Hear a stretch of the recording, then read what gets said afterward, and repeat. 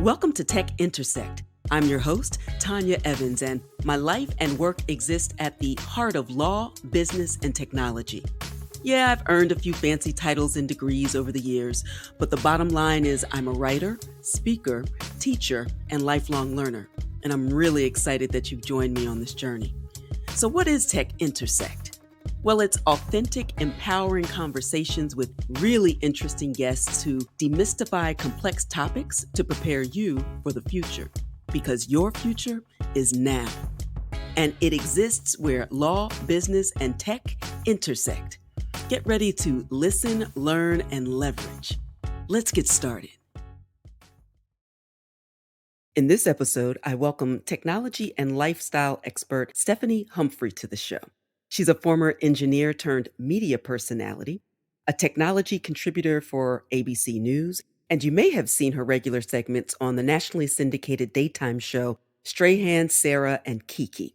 She's also the founder of Till Death Do You Tweet, an educational series she delivers to students, parents, schools, and businesses.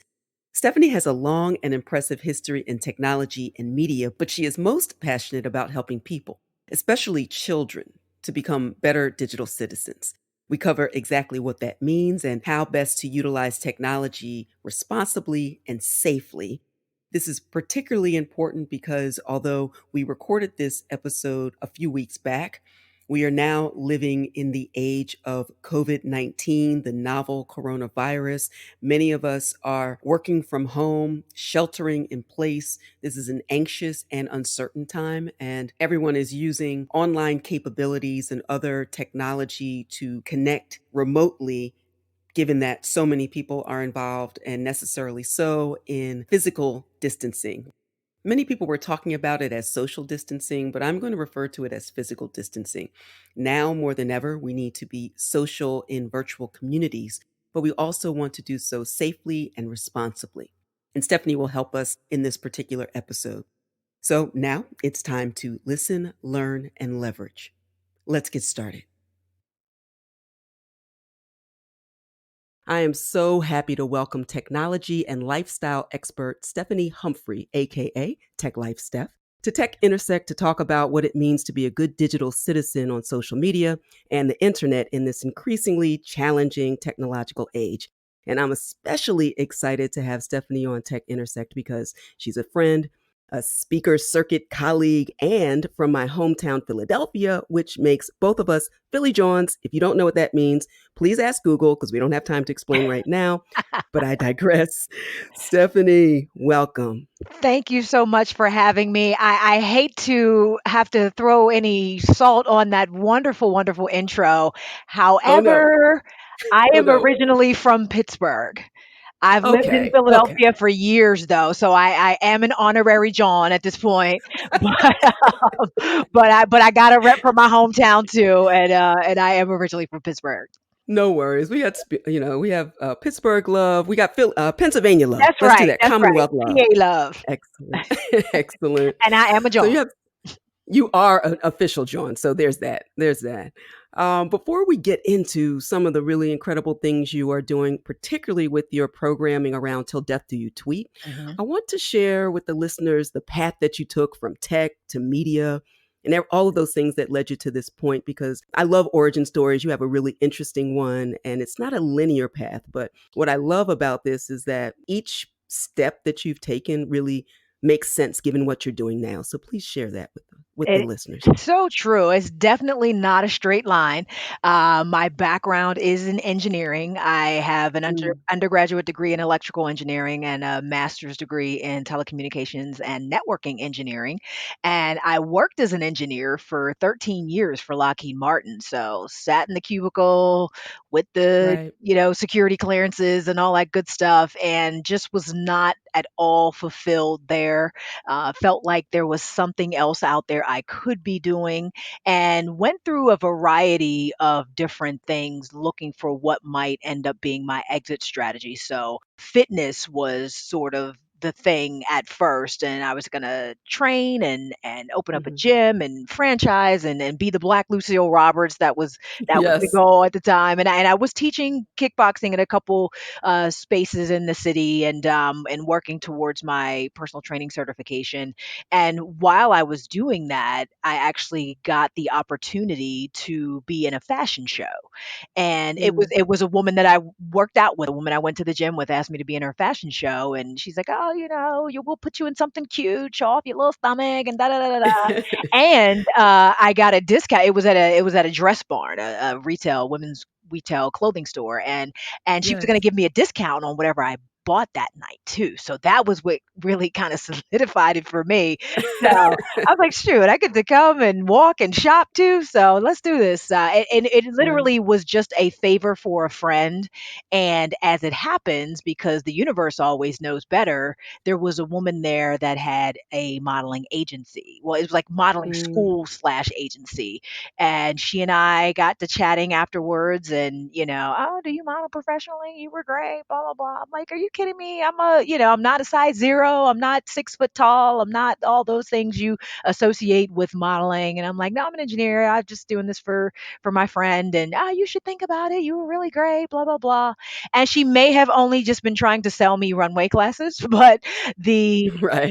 the seed of inspiration was planted, so to speak. So I just started looking into it. It was never, even at that point, it wasn't something I thought would become a new career for me. It was just something that could give me a good diversion and distraction from my day-to-day 9 to 5, and make a couple extra bucks on the side. So started looking Right. into it, asking questions, asking around, got some pictures done. I did finally get an agent in Philadelphia, and the more I did, the more I wanted to do. So the modeling Mm. stuff was cool, but when I was able to get in front of that camera and just be myself and be a host or a spokesperson, acting's not really my thing either. But Okay. when I can just be myself, when I'm educating people on some particular topic, that's my lane. I realized that that was my lane. So hosting, spokesperson, that kind of thing, lifestyle expert, that whole thing. So just figured, let me see what this could be. And slowly but surely, it was a very, very gradual process, because I was Right. not in a position to, you know, drop everything and run to LA, or, sleep in my car on Hollywood Boulevard or anything like that, or, head to New Right. York and start over, because, I wasn't 22, and I had a job that was paying me six figures. So why would I go do something else at this point? But it was calling me. My spirit, was talking to me, and Yes. again, the more I did, the more I wanted to do, and the more I, realized that this was something that I could do and make a living at. So there came a point in time where I had to sort of make that decision. And so I came up with Mhm. a plan that I was comfortable with, that would allow me to leave my job and still, maintain my lifestyle. And did that in 2007, and was doing a bunch of stuff, because at that time I hadn't sort of settled on Tech Life. Steph wasn't born yet at that time, because Okay. I hadn't sort of settled on the idea of doing tech in media. It hadn't occurred to me, to be perfectly honest, because I was Mm. so, my objective was to get as far away from all of that as possible. So I kind of threw Right. the baby out with the bathwater at that time. I said, I'm going to be an entertainment reporter, and I'm going to do red carpet stuff, and I'm going to ask people who they're wearing, and that's going to be my life. And I did get to do some of that. It's a really difficult area of journalism to break into, because there's so Right. many other people that are trying to do it, and so many other people that have actual journalism degrees that are trying to do it. So I Right. was running into a lot of that pushback from casting directors and networks and different things like that. But I'd say for about 2 3 years maybe, I was successful enough. I was working at QVC as a Right. model. I was doing a lot of Philadelphia. The bulk of the work in Philadelphia in front of the camera is in industrial videos and Wow. primarily pharmaceutical industrial. So I did pharmaceutical industrial videos for Merck and Wyeth and Glaxo. If anybody listening works for any of those companies, you probably saw me as rep number two, you know what I mean, or Dr. Williams or somebody, because that was literally the bulk of my work at the time, and got to do some red carpet stuff. I'm actually in two feature films. Just a whole lot of experience doing a whole lot of cool things. I Right. report traffic. I was the backup on-air traffic reporter for the CBS affiliate in Philadelphia for a time, and I Mm. actually still do traffic on the weekends for the radio here. And so just all of those things that got me comfortable in front of the camera, that gave me the experience of extemporaneous speaking, because sometimes you just got to make that stuff up as you go along. And On the fly. yes, absolutely. And it all, and like you said, it all kind of prepared me for what was going to be that next step. And so there came a point in time where I had a meeting with a guy who was at the time the vice president of diversity for Comcast. And I was Mhm. convinced I was going to go in there and dazzle him with my charm and my beauty and my charisma. And he was not going to be able to help but put me on television. And I said, I get in there. So it's a whole story. We'll have to tell the real story over drinks someday at Eddie V's. But Nice. but Nice. I go in here with this whole attitude and this whole mindset. I had set my intention, if you will, to Mm. make this man love me, basically. And he literally, let me talk for about 10 minutes. And he said, I'm going to stop you right there. He said, what are Mm. you doing? And I'm like, what? Because I'm thinking this could be my big break. He works for Comcast. This Right. is gonna be it, and he's like looking at me like, not necessarily something on the bottom of his shoe, but the disdain was evident and Mm. palpable. And he's like, what are you doing? And I'm like, "What do you mean?" As my bottom lip starts quivering and I'm trying not to cry in Right. front of this stranger.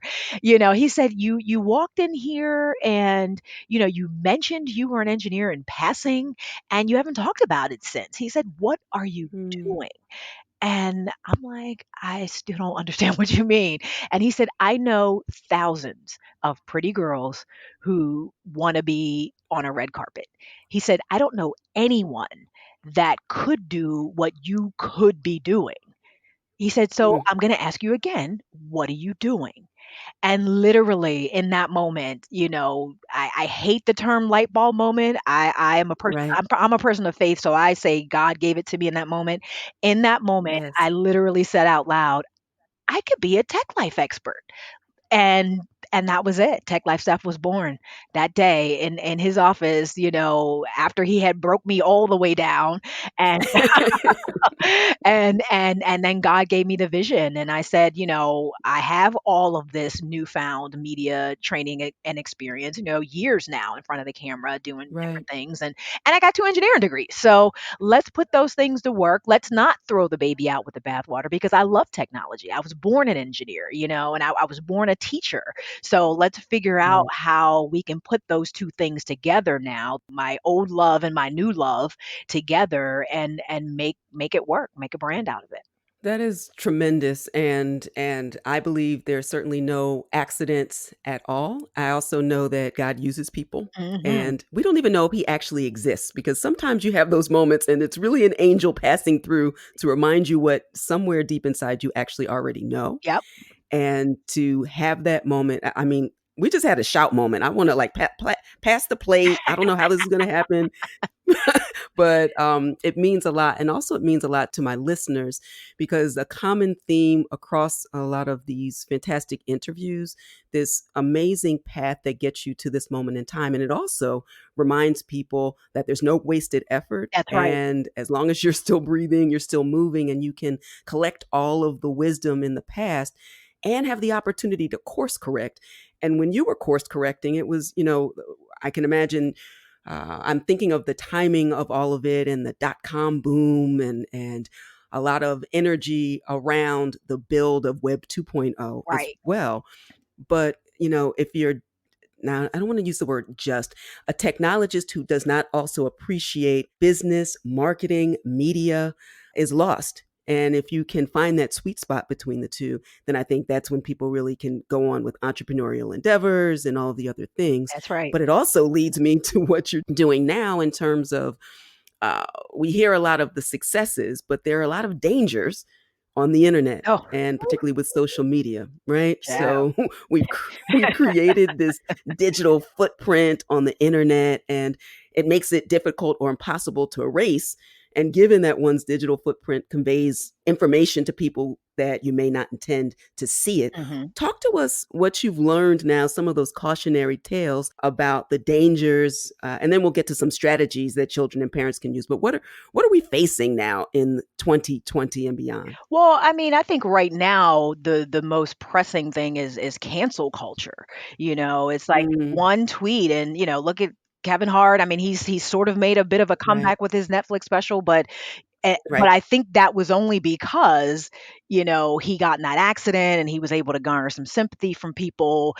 Folks were right, definitely ready to write him off, and some probably still have. And that's just, one of the many examples we have. And it can happen to anybody, though. And I think people only think it happens to celebrities because those are the higher profile things that we all hear about. But it can literally right. happen to everybody. I give examples all through my presentation of just regular people. I don't talk about any Mm, celebrities in my presentation because, well, I do talk about one NFL player, but I don't talk about any celebrities in my presentation because I want people to understand that this is happening to all of us in everyday mm, life. Just an offhand comment, liking a certain post, posting something in the heat of the moment that you don't get to take back. And I think what most of us don't understand is that the internet is, for all intents and purposes, permanent. What you put right, there will last for at least as long as the internet exists. And right, everything there is searchable and recoverable. And knowing that, I think, informs what you do from that point on. Knowing that hmm, somebody can go to the Wayback Machine and find your Twitter feed from 2016 or 2010 or whatever should have an effect on your mindfulness as you go forward on the internet and what you choose to share. So I think if people can just remember those two things about the internet, that everything is searchable and right. recoverable, and that it is by and large a permanent record of your deepest, darkest emotional thoughts and feelings, I think that would change the way a lot of people proceeded with their behavior online. We hope you're enjoying this edition of Tech Intersect. Our conversation will continue in a moment, but first, a word on an exciting opportunity. The Tech Intersect podcast is released to the public every Friday. But as an Advantage Evans member, you'll receive first listen access and live Tech Intersect Connect video chats. Premium members also receive a copy of my ebook, The Gen Xer's Guide to Upskilling in a Web 3.0 World, and unlimited access to the video chat replays and bonus episodes. My pro members, ready to leverage what they've listened to and learned, receive access to the Upskilling Self-Guided course and VIP group coaching calls. So as you can see, Advantage Evans membership adds substantial value to your podcast experience. And there are 3 ways to take advantage, see what I did right there, of all that the Tech Intersect podcast has to offer. So subscribe now and let's listen, learn, and leverage together. And now, back to the conversation. Yeah, I think that social media in particular gives us this false sense that we're just talking to the people we intend to speak to. Yep. And even if you have a quote unquote private account in some respects, that you're just a screenshot away from being publicly exposed. So Listen, you should, you know. You gotta watch, and that's what I tell the kids. I'm like, that group chat, that private Facebook Right, group, all of those things, just privacy just doesn't exist for us anymore as we knew it. I don't know what, if you're into VPNs, and we can get into the technical weeds of that, but right, if you're into that kind of thing, you're a little bit better protected, but even that, there really is no guarantee, because there's right. always that next 15-year-old hacker that, revels in the idea of being able to crack a code and want to spill information onto the dark web. So just the idea of privacy, we really do need to change our idea of privacy in this day and age, and understand what we've given up already. Absolutely. And when they say that data is the new oil and nothing is Currency. really free. Hmm. So It is it is literal currency. currency and if you're not monetizing it, then rest assured someone else is and in the 15 seconds between put in your email or heaven forbid sign in with your Facebook account and this is free that it just gives me shivers because we now live in I grew up in a time where you opt out of privacy. There the presumption was privacy Right. and now it's like the presumption is no privacy unless you work really, really, really, really, really hard to protect yourself. And even then, by the time you find the 17 steps that you need, for example, on Facebook to opt out of some experiences, but we still have terms and conditions Yep. and terms of use. Yep. Nobody reads it. So how can people, and I want to divide this question into two. Okay. I imagine, well, actually, one, you speak with students in schools, you speak to parents, and you speak to businesses. But I imagine even though the overarching theme would be the same, that you have a different way of communicating to students who have to regularly opt out and they regularly don't versus what you might tell their parents versus businesses. So let's start with students. What Okay. do you tell them about how to protect themselves? So the conversation, it really doesn't start with social media. The conversation starts with personal brand, because Mm, that, I think, is the other piece to this whole thing, and the idea that no one really thinks they have one. I people, even in this day and age, even with the Gary V's of the world screaming it from the rooftops, I right. think the average person still only thinks about personal brand in terms of celebrities or CEOs, or, somebody who happens to be in the public eye for some reason. And the reality is we all have that personal brand. We all have that thing that we are recognized for, that way in which people know us, even if it is only, even if you've never been on the internet at all, if you've never touched a computer at all, you still have a personal brand that follows Right. you around amongst just your circle. When somebody says your name, if somebody knows you or knows of you, there are certain things that they know about you that make up who you are, or at least who they perceive you to be. So we Mm, all have that brand, and we talk about that with the kids. We talk about how it gets represented in person. How do you introduce yourself to someone? Do you know how to do a proper handshake? Are you making eye contact with that person? You have less than a second to make an impression. So, what sort of impression are you making on that person when you're standing right in front of them?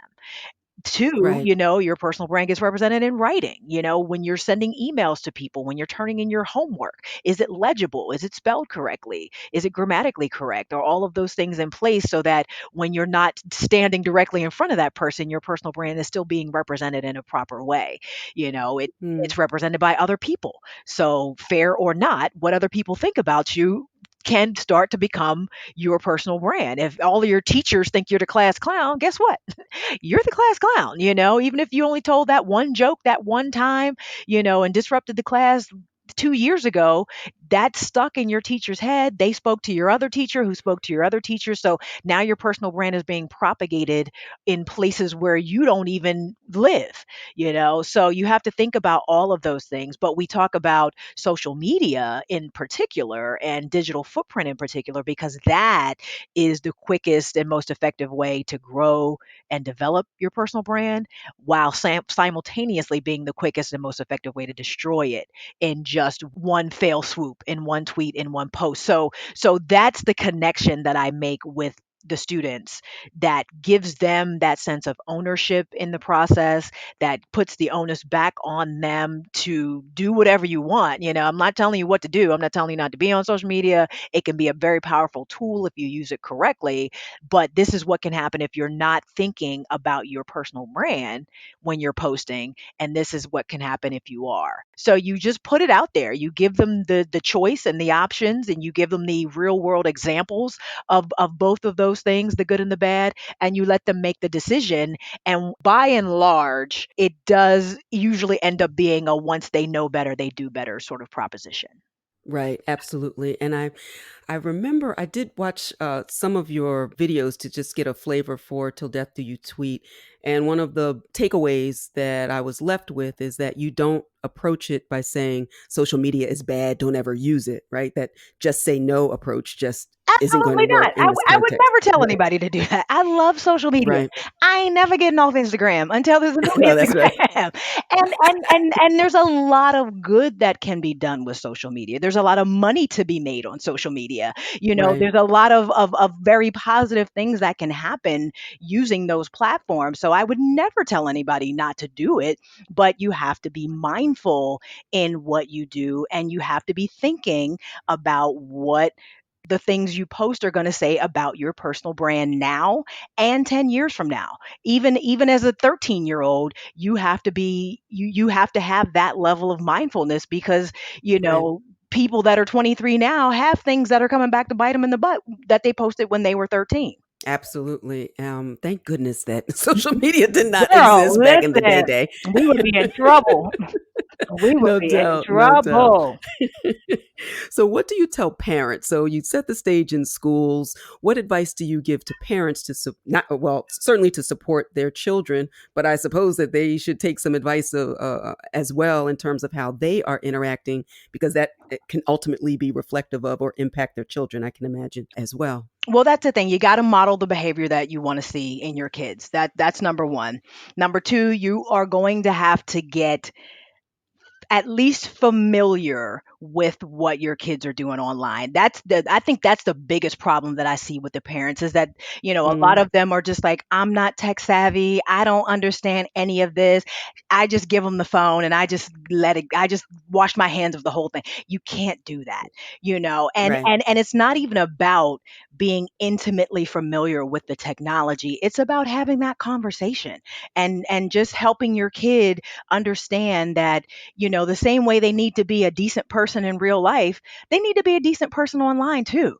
And that's just right, parenting. That's that doesn't have anything to do with TikTok. So right. it's That's 101. Right, exactly. It really is having that conversation, reinforcing that messaging, helping them to understand that the stuff is going to be there forever. And honestly, we've come to a point in our society as it relates to social media where some of these tweets are literally the difference between life and death for some of these students. A mm, lot of the schools that I go into after something unfortunate has happened. And now they right, want to try to fix it. So I see this. I know that kids are killing themselves because of tweets and posts. I've stayed after seminars for an extra an hour and had kids in front of me in tears because they were being bullied so badly on a social platform. mm, So I've seen it. And it's not just a matter of telling kids to suck it up and get over it, and it's just social media and it doesn't mean anything. And I have to help parents understand that they shouldn't try to diminish that right, communication in that platform as well, because that means a lot to those kids. That means everything to those kids. And things go viral all the time. Understanding what that means, and it's a different story from just having the one bully at school that doesn't like you, when you got 10,000 bullies that are calling you fat and ugly and things like that. So right, it's a different dynamic. The kids are still the same, and they still just want to be popular and liked and everything else, but those tools, the difference that comes with using those tools, makes the game a whole lot more higher stakes, if you will, skills. So that is my first focus with the parents, is helping them understand that this is not something that you can just blow off and hope goes away. But then, Right. empowering them as well. So yeah, we got to do this work. The same way you had to teach them how to tie their shoes and look both ways before they cross the street. Now we got to teach them how to be good digital citizens too. It's just a part of the part of the package at the in Right. society now. So let's look at what we can do. So now we start talking about tools and resources and digital contracts, and if you need to put any sort of monitoring software on your kids' phones and Mhm. all these other considerations. So I'm really trying to give them everything they need to go out there and feel empowered to have this conversation and continue it once the seminar is over. And I can imagine it also requires that they tune back in, because I find that adults are tuning out on social media and all the technological bells and whistles and the Internet of Things, and all of our devices are talking to us and to each other. Yes. And so adults are very distracted as well. And when I think of the development of brains of young people as they are moving into young adulthood, we are only just scratching the surface of the impact That's that right. that it's happening. That's Yeah. that's right. So you also speak to businesses. I'm interested to know what some of their questions are, or the advice that you give in the business context as well. So again, it's so amazing to me that there are adults out there that don't consider themselves someone that has a personal brand that needs to be Right. monitored and worked on and developed, and if you're a working professional at this point in the game, if you're not at least on LinkedIn, like, you're behind. And Right. everybody's ambition is not to climb the corporate ladder and end up in a C-suite or start their own business, or become this great entrepreneur. I get that, but you still, I have to imagine that you still want to grow even within the company that you're in. And that Mhm. happens because you promote your personal brand. Even if you're not Right. doing it online, you're talking to your supervisor about that project you just did. You have your performance review where you have to kind of sell your accomplishments over the past year. You have the 360 review where you have to coordinate with Mhm. your peers. And so that's all branding, that Right. and to a certain degree. And so the idea that you think you can get away with not having to consider that aspect of your professional career is just naive, Right. and so that's the first conversation. I try to help them understand that this is a thing that exists. And then, the idea of a digital footprint. Some people don't think, I mean, I don't really do much, and and I'm like, if you've ever touched the internet at all, you have a digital Right. footprint. You know what I mean? Like, even if you just sent that one email that one time, or, got on your phone to do a Google search about that one recipe, like, that saved somewhere. That information is saved somewhere, and Right. it's searchable and recoverable. So knowing that, and understanding why it's important now to manage what the internet knows about you. What does the internet know Mm. about you? When's the last time you Googled yourself? And when you Right. did, what came back? So, because you also need to understand that somebody is going to Google you, your supervisor, your manager, a date, Right. somebody's going to Google you. So it's up to you whether or not you want to take a little bit of control over what they see when they do. So then Right. we get into that conversation. We get into a little SEO conversation, a little search engine Mhm. optimization conversation, because utilizing these platforms, these social platforms, or your website or your blog or whatever, is going to help that process. It's going to help your SEO. It's going to help what people see when they look for you look the way you want it to. And Right. so I'm helping them kind of control that narrative as much as we can. We don't have that much control over it, but you can do something. So we talk about those things that you can do. Then we do a LinkedIn deep dive, because that's the low hanging fruit there. That's the lowest barrier to entry, in my opinion, to someone who Mhm. wants to start building their personal brand online. get your LinkedIn profile set up. We go through, all the things you need to complete the profile, how your picture should look, the bio, some tips and tricks. So we get into a fairly decent deep dive of LinkedIn and how to use it as a tool to build your professional brand, your personal brand Right. and your professional brand, really. And then just kind of tips on it. It used to be. It's funny. Even just as short as 5 years ago, the question was always, how do I separate personal and professional online? And now it's how do I balance personal and professional online, because there is no real separation anymore. So we kind of Right. talk through some things that people can do to balance their online personas, if you will. No, that's really important because so much information is being digitized. So let's assume that there is this person out in the world, and I'm judging you. No, I'm not judging you, but I do have concerns if I can't find anything on And someone. if I can't It's like find the two, you know what I anything, mean? listen, I'm like, something ain't right. Hold up. And I mean, Something's not right. I Either mean, too much or too little. I'll look at the age of the person that I'm searching, Fair. That's fair. and I'm like, well, older boomers and things like that. And like my dad doesn't have a huge social profile, but he Yeah. still has one. You know what I mean? And it Right. includes me, because if you go three search Right. results down to that one people finder search result, I'm listed as his daughter. So it's like Right. there's stuff out there about pretty much anybody at this point, because public records have been digitized, criminal arrest records have been digitized, That's right. all of that stuff lives online. So, depending on what someone's looking for, it could come back to bite you. And then if you're not really being proactive in that process, what about all those folks that have the same name as you do? And the Absolutely. fact that people don't read anything past the title of anything.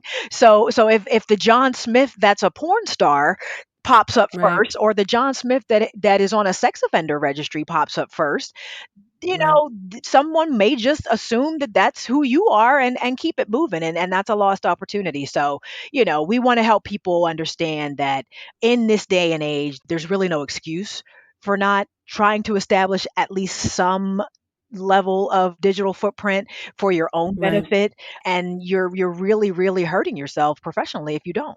Absolutely. And I think, at a bare minimum, if you are at a company or with some type of educational institution or a range of things where they're going to at least mention your role or capacity with that company, for example, Mhm. that people are controlling your narrative and what you do, and you want to make sure that it's accurate. And in addition to that, I'm thinking of myself as well. Obviously, as the associate dean of the law school, I have my law school dean persona that is, the narrative is on the law school's website, but it was also really important for me to have my own platform, my own website, my own media assets, That's right. because you work somewhere until you don't. And I wouldn't Listen, want to have to, right? I listen, don't want to be deleted and not have access to the information about myself. I will tell my own narrative. Thank you. So that listen. is, And that's the thing, you can't expect that you're going to be at a company for 30 years anymore. Like, right. what's the average now? People are hopping every 2 years to from place to place. So if that's something that you see yourself doing, or that is even in within the realm of possibility, changing jobs, you're going to Absolutely. need to have a digital footprint. Well, one of the final things that I wanted to speak to you about and have you share with listeners is the segment that I love the most about what you do, and it's that 60-second tech break. I Yes. have learned more in 60 seconds from you, and every time Listen. I'm like, oh, Lord, let me get on this. Oh, my goodness. Why didn't I know about this? Thank you. So tell me about how that even came to be, and if you have any tips that you want to share that you spoke about recently or that are memorable. Okay. Well, I mean, content is king, that's never going to change. And Right.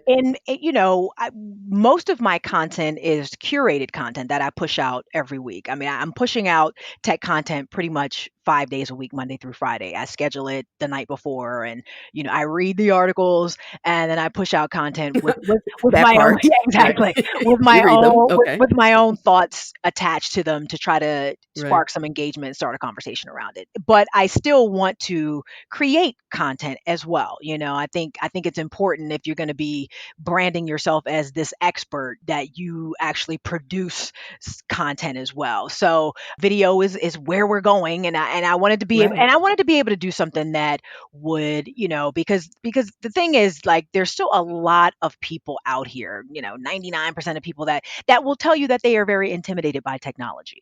It changes Mm, all the time. It's always something different, something new, some hack, some breach, some this, some that.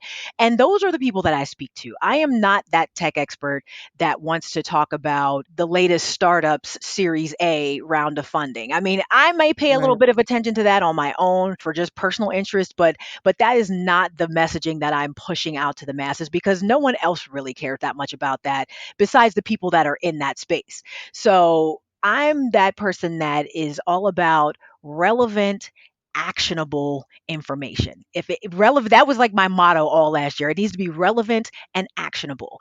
And I love the that. the actual tagline to the 60-second tech break, I think it's in my Twitter cover image.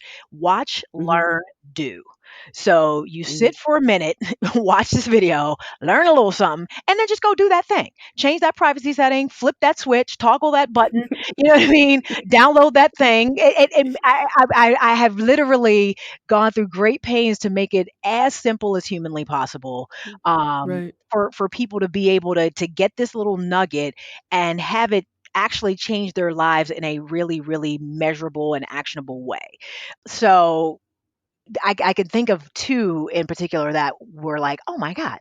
The one I just did Go for it. about Yeah. silencing unknown Yes. Which, callers. yes, Listen, I immediately did it. And I told you, life I said, oh my changing. I'm gosh. telling you. I'm just like, I don't know why I didn't know that that was like a new part of the latest iOS update, but the idea that I could just send those calls to voicemail without ever having to even consider them is just the best thing ever.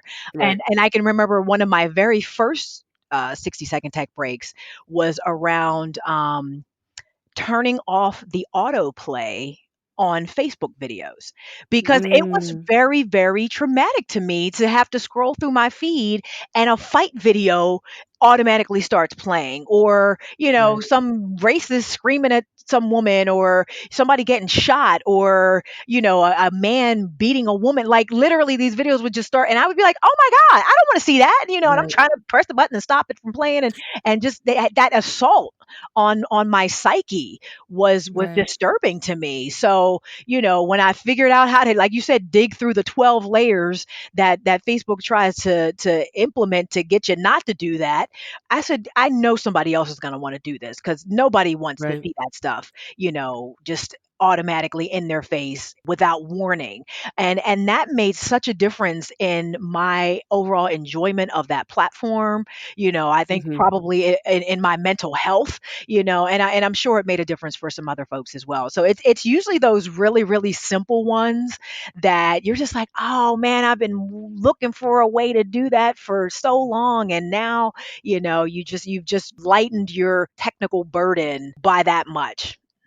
Right, absolutely. Because at the end of the day, and I think that one of the common threads, given what we've talked about and certainly what you do, is about taking ownership and control. And so, what I find from all of those tips is these are actionable and meaningful things that we can do immediately to assert some control over our interaction with technology, how we are crafting our brand, how we interact, personally and professionally. And so, a little goes a long way, Yep. especially because these platforms aren't going to tell you these things. Absolutely not. Absolutely not. So, I feel like it's sort of my mission in life to just give folks a little bit, just a little bit of knowledge, a little bit of encouragement, a little bit of understanding, because I don't like to see people getting left behind. And it's more often than not people in underserved communities, people in communities that look like me, that can surf YouTube all day long, but when you actually talk about how are you using these tools to enhance your daily life and make your life easier, people are usually coming up a little bit blank at that point. So it's just like, Right. yes, we have these phones, they're not going anywhere, so let's try to, maximize their efficiency and their use. Well, before I close out, I have one final question because I have seen some of your segments on Strahan Sarah and Kiki. And Mhm. I'm wondering how that experience is going. You all really seem to enjoy each other. It seems really fun. And I'm just wondering how that's going because I love that part about what you're doing now, too. It's awesome. I actually, in last August, got a freelance contract with ABC News. So I am Yay. officially the technology contributor to Strahan Sarah and Kiki, and it's a wonderful, wonderful platform. I think the three of them really appreciate the information. Sarah, especially, she loves it. She's like, "Oh my God, I love when you come here," because I think she considers herself like this closet techie, Ah, and so she can't wait. She's like, I never even, I don't look at the notes beforehand because I want to be surprised when you bring whatever you bring, because you always bring such cool stuff and you always give us such good information. yeah. So I think they all really, really appreciate it. And I think the viewers do too. I'll go back, on their Facebook page and look if they post my segment, I'll look at the comments and answer questions and things like that. So the engagement I think has Right. been really great. I just hope to do even more of them this year and hope to be able to help even more people. Outstanding. Well, you are making a difference. You're making a difference in my life. So, I'm an only child, so I'm usually focused on myself, but I'm happy that you're helping other people too. And the work that you're doing, it's really, really important, particularly as the increasingly technological age requires that we know what's going on. And I am concerned that underrepresented populations will get left behind as we Mhm. enter this Web 3.0 build from blockchain, Internet of Things, AI, ML, augmented reality, and all of those things Right. that you can't know everything about everything, but we have to be more intentional about the direction that the world is moving and how to best prepare for it, not just for today, but for the future. And so starting where you are, take your existing expertise, take the challenges and questions and concerns, and spend some time particularly with the information that Stephanie is providing. And so there's so many free resources now that we have to start somewhere, but we have to get in the game. And so I appreciate the work that you're doing to help people do that. And I want you to tell listeners how they can connect with you and your work to continue to engage. Well, my website is tilldeathdoyoutweet.com, or you can just follow me all around the web at Tech Life Steph. Oh, and you say that on your 60, That's 60-second it. tech, right? I love it. Thank you, my friend. I adore you. And thank you for saying yes when I gave the call. Listen, thank you so much for having me. I appreciate any opportunity to get the message out there, and just, I think what you're doing is wonderful, providing a platform for people and getting that information out there. So I was happy to help in any way that I could. Wow. Really valuable information that Stephanie shared about being intentional and mindful of protecting your personal and professional brands on the internet and social media platforms. Meaningful, actionable steps. So here are a few takeaways. One, remember, once posted, always posted. The information we share online creates a digital footprint that is difficult or sometimes impossible to erase entirely. And the information you think you're sharing just with family, friends, and colleagues may end up in the hands of those who wish you harm or those who might hold it against you without context or an opportunity to explain. Two, control the controllables. Control your own narrative, your online identity, your story as best as you can. Know how the digital twin of you, IRL or in real life, the one that communicates with the world 24/7, 365, that one is representing you in the best light. And finally, three, protect your privacy. Strong passwords, vetting links before you click or share, and knowing who you follow and also who follows you.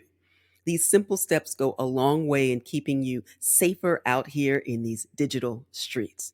I'll share more information about safety, security, and privacy in the full show notes that always appears in the Triple L Weekly.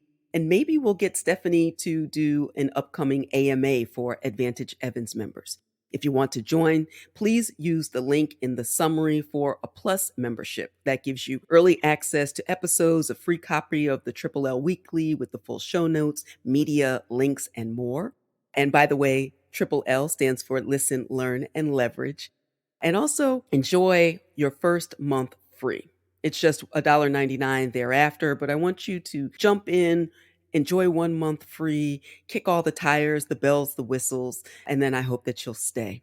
So that's all for now. Stay safe out here, online and in real life. Wash your hands, protect each other, be kind, show a lot of grace, and let's do what we need to do as a community, the world community, the global community, to make sure that we all survive in the age of COVID-19. Until next time, continue to shine. Stay in touch with host Tanya Evans via your favorite social media. On Twitter @TechIntersect and on Instagram via the handle TechIntersect. This podcast has been produced by Stephanie Renee for Soul Sanctuary Incorporated.